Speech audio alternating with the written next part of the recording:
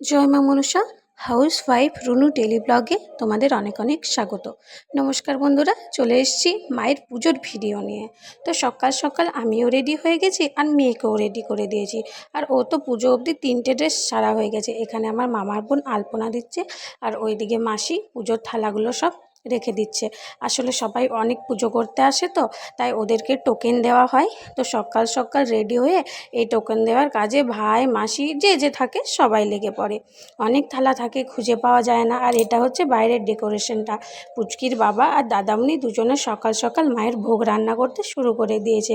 আর এদিকে দেখো আমার কাজ হচ্ছে বাইরেটা দেখা, এ ডাকে একবার ওই ডাকে একবার, ওই সকল সব কিছু দেখা।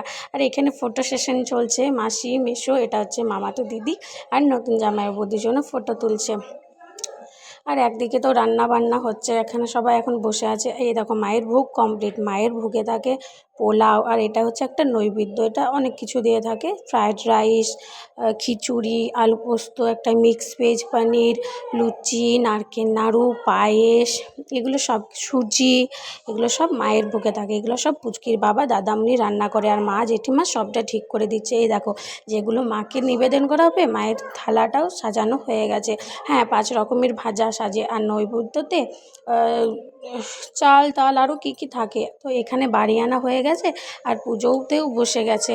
আর এই দেখো পুচকিকে দেখছো, বলছি না কত ড্রেস চেঞ্জ করছে। তো মায়ের পুজো কমপ্লিট হয়ে গেছে আর এখন সবাই লেগে পড়েছে থালা দিতে।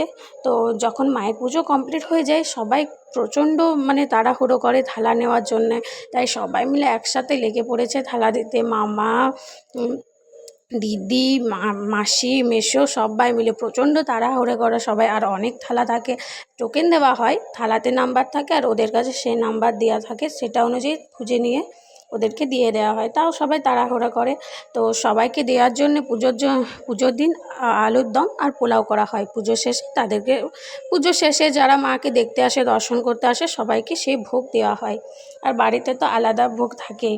তো এই ভিডিওটা এই অবধি, দেখা হবে আবার নতুন একটা ভিডিও নিয়ে।